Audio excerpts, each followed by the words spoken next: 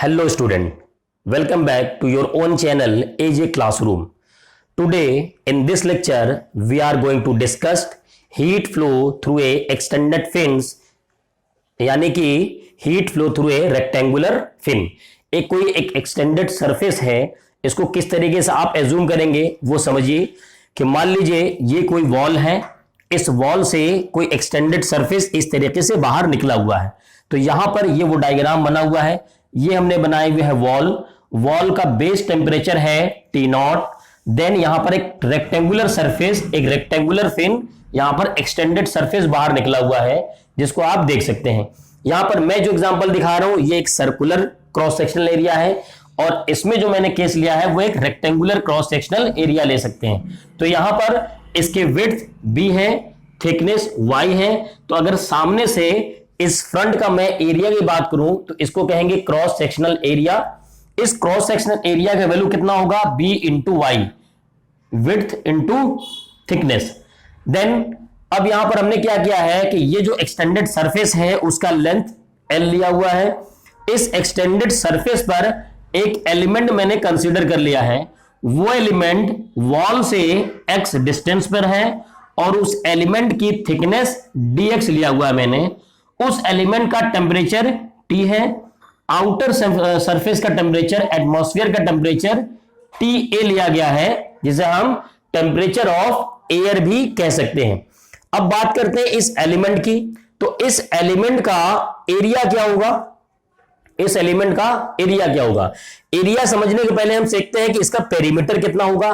तो पेरीमीटर का मतलब ये हुआ कि this plus this plus this plus this, यानी ये चारों साइड को आप ऐड कर दीजिए।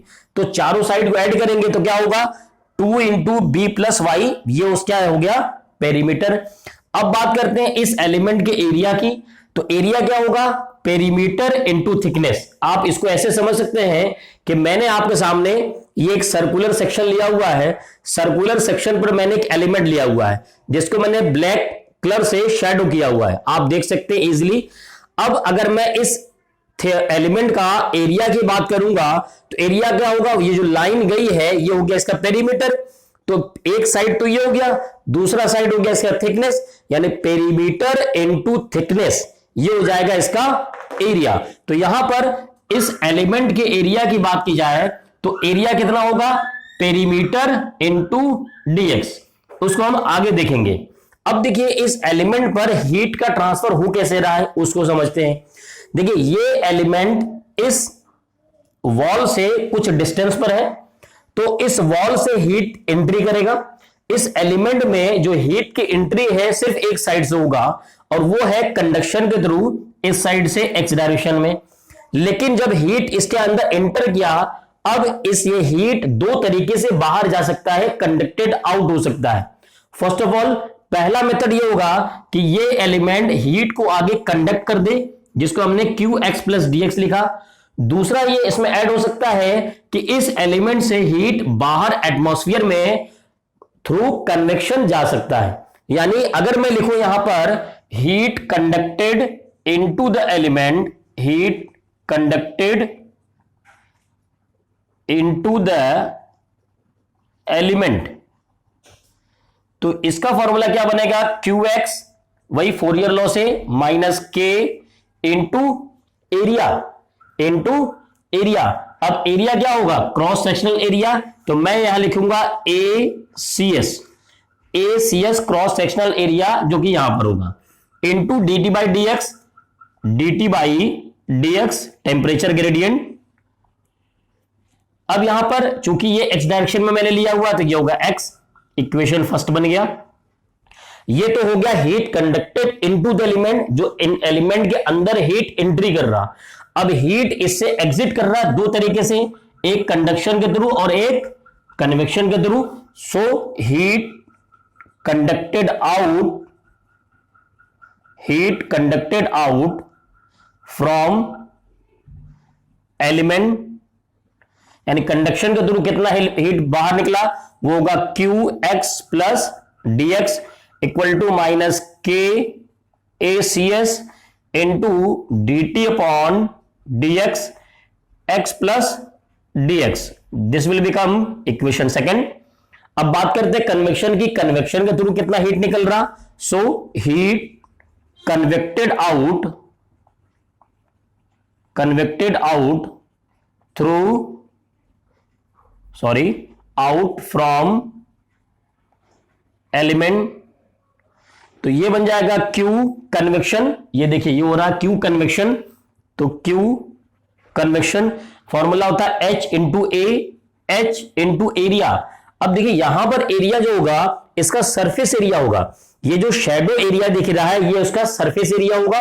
तो सरफेस एरिया कितना होगा, पेरीमीटर इंटू थिकनेस, तो P हो गया पेरीमीटर, थिकनेस है इसका dx, ये हो गया इसका थिकनेस, इंटू टेम्परेचर डिफरेंस, इसका टेम्परेचर कितना एलिमेंट का T, और कहां पर ट्रांसफर हो रहा है TA तक, तो ये हो गया heat convicted out from the element. This will become equation third.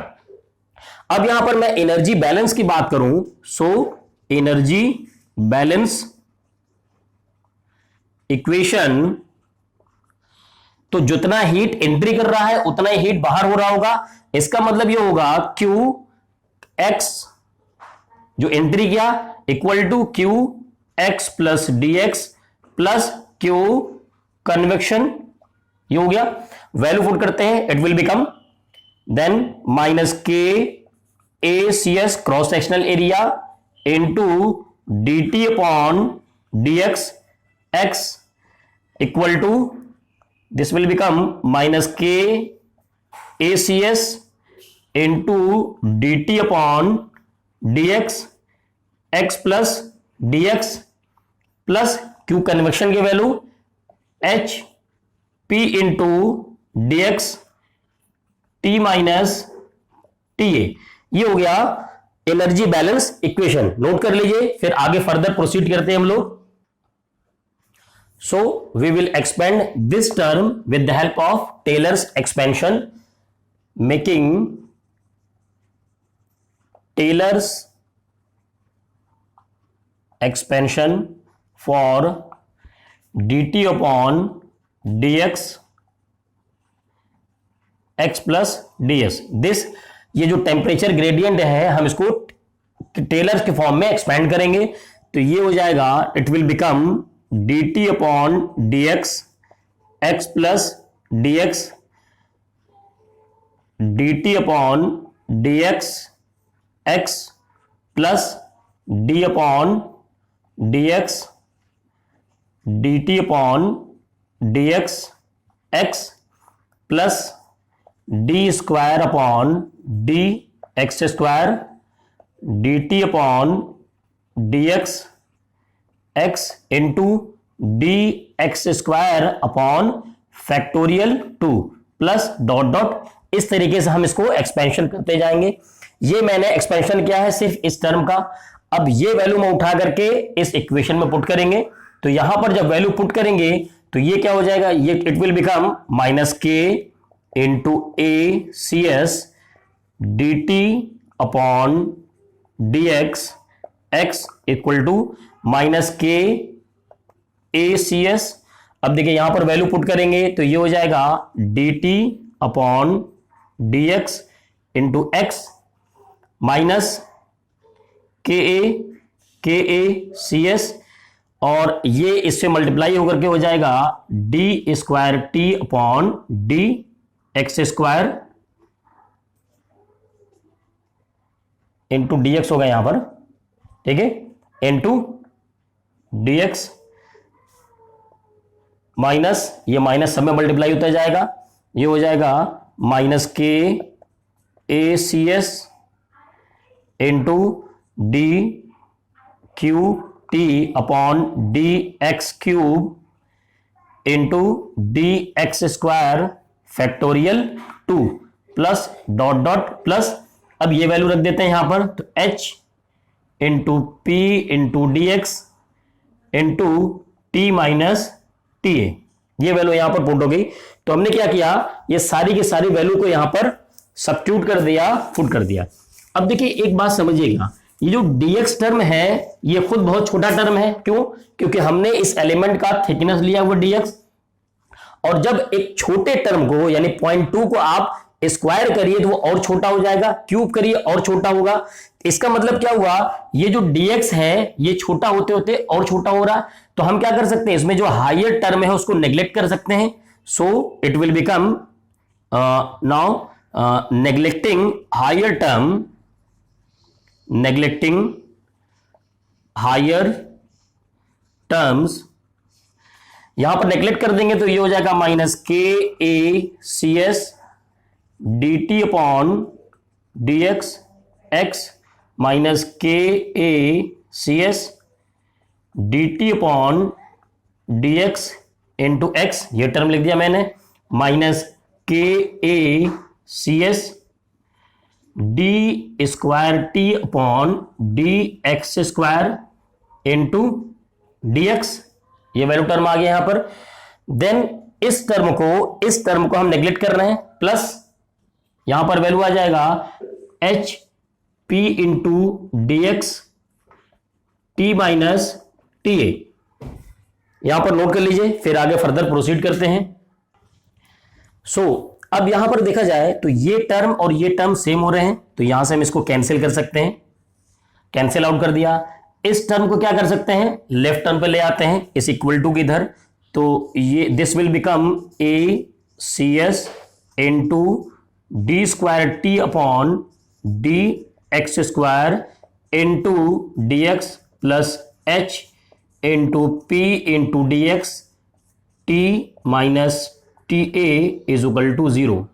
ये इधर आएगा इक्वल टू के, तो ये माइनस होगा, तो यहां पर माइनस होगा। देखिए अब दोनों साइड क्या करेंगे हम, k into A C S से डिवाइड कर देंगे। So dividing by k into A C S into D X, A cross sectional area into D X. तो यहां पर देखिए ए सी एस और डी एक्स कैंसिल हो जाएगा, तो यहां पर आ जाएगा k into D square T upon D X square minus H P D X भी कैंसिल हो गया into T minus T A upon में यहां वैल्यू आ जाएगा ए सी एस, क्योंकि यहां पर तो वैल्यू था नहीं, इक्वल टू 0, ये वैल्यू आ गया। अब यहां पर अगर हम k को भी कॉमन लेकर के 0 कर दें तो ये हो जाएगा D square T upon D X square minus H P upon K into A C S into T minus T A is equal to 0। अब देखिए इसको जरा सिंप्लीफाइड फॉर्म में हम लिखना चाह रहे हैं, तो यहां से एक टर्म आ सकता है, इसको इक्वेशन ए बना देते हैं।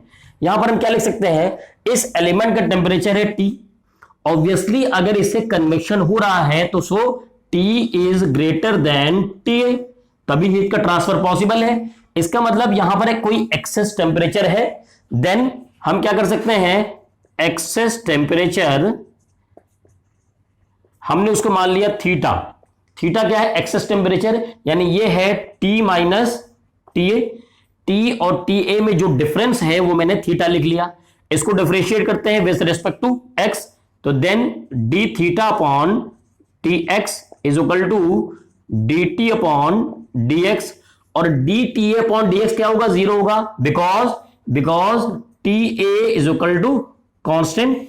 एम्बिएंट टेम्परेचर क्या होगा, हम इसे कॉन्स्टेंट ही लेंगे, तो यहां पर इसकी वैल्यू क्या हो गई, D theta equal to D T upon D X.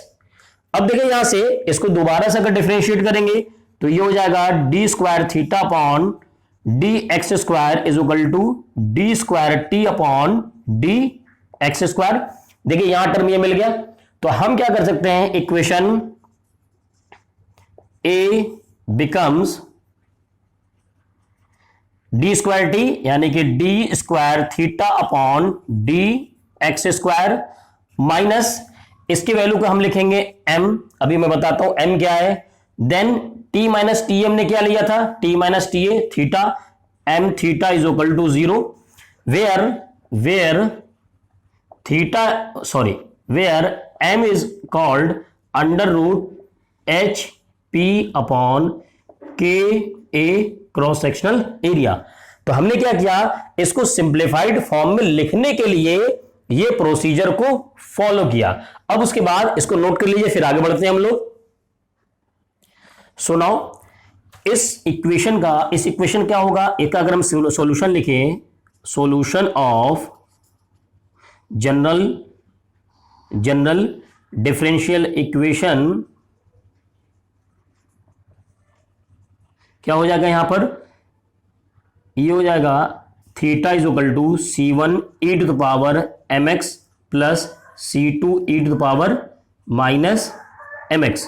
ये इसका जनरल डिफरेंशियल इक्वेशन का एक यहां पर पॉसिबल सॉल्यूशन होगा। देखिए बात को यहां समझिए, ये जो मैंने वैल्यू लिया है m की वैल्यू ये लिया गया है क्योंकि ये जो चारों टर्म है ये मिलकर के कांस्टेंट को रिप्रेजेंट कर रहे हैं।